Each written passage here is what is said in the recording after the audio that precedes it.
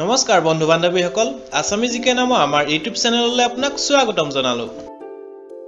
বন্ধু বান্ধৱীসকল আগৰ ভিডিঅটো সুধা আপোনালোকক প্ৰশ্নটো আছিল প্ৰথম অসমীয়া ৰাজ্যপাল গৰাকীৰ নাম কি এই প্ৰশ্নটো শুদ্ধ উত্তৰটো হ'ল বিষ্ণুৰাম মেধি এই প্ৰশ্নটো শুদ্ধ উত্তৰ দিয়া প্ৰথম 10 গৰাকীৰ নাম হ'ল Manimala Kalita Parag Bora simple life 2.0 career choice Shyamal Jyoti Deka Assam boy M R. Bhaskar Pankaj Pran blogs Dipankar Dev Satindra Nath আৰু ৰহিম জুবিন আপোনালোকে শুদ্ধ উত্তৰটো কমেন্ট কৰি জনোৱাৰ বাবে বহুত বহুত ধন্যবাদ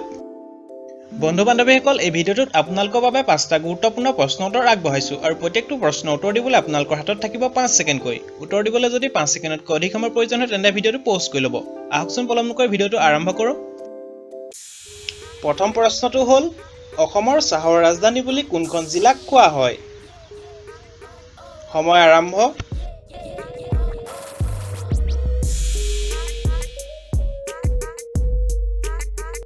এই প্ৰশ্নটোৰ উত্তৰটো হ'ল অসমৰ চাহৰ ৰাজধানী বুলি ডিব্ৰুগড় জিলাক কোৱা হয় 2 নম্বৰ প্ৰশ্নটো হ'ল কি প্ৰাণীৰ মূৰটো কটাৰ পিছতো এসপ্তাহলৈকে জীয়াই থাকে বন্ধু বান্ধৱীসকল আপোনালোকে সময় আগত কেইটা শুদ্ধ উত্তৰ দিব পাৰে কমেন্ট কৰি জনাবচোন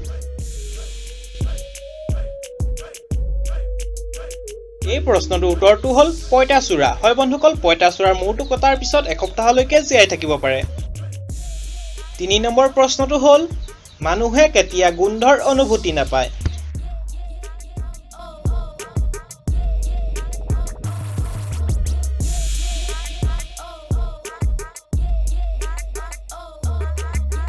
এই প্ৰশ্নটোৰ উত্তৰটো হ'ল মানুহে গভীৰ নিন্দাত থকাৰ সময়ত গোন্ধৰ অনুভূতি নাপায়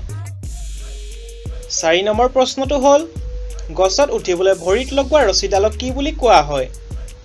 বন্ধু বান্ধৱীসকল আপোনালোকে সময় আগত কেইটা শুদ্ধ উত্তৰ দিব পাৰিলে কমেন্ট কৰি জনাবচোন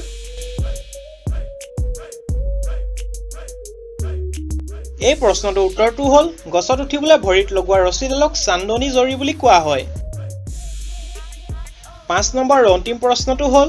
কি চৰাই আহাৰ বিচাৰি নাপালে নিজকে আত্মহত্যা কৰে বন্ধু বান্ধৱীসকল আপোনালোকে মোৰ এই প্ৰশ্নকেইটা চাই কেনে পালে কমেন্ট কৰি জনাবচোন এই প্ৰশ্নটোৰ উত্তৰটো হ'ল ৰবিন আৰ্কাট নামৰ এবিধ চৰাই আহাৰ বিচাৰি নাপালে নিজকে আত্মহত্যা কৰে বন্ধু বান্ধৱীসকল আপোনালোকৰ বাবে এইটো প্ৰশ্ন পানী টুপঙা হিলবিধৰ নাম কি এই প্ৰশ্নটো শুদ্ধ উত্তৰটো আপোনালোকে কমেন্ট কৰি জনাব আমি অহাইতেনে শুদ্ধ উত্তৰ দিয়া প্ৰথম 10 গৰাকীৰ নাম উল্লেখ কৰিম ভিডিঅ'টো চাই যদি ভাল লাগিলে লাইক কমেন্ট শ্বেয়াৰ কৰিব আৰু আপুনি যদি মোৰ চেনেললৈ প্ৰথম আহিছে তেন্তে মোৰ চেনেলটো সাবস্ক্ৰাইব কৰি ল'বলৈ প্লিজ নাপাহৰিব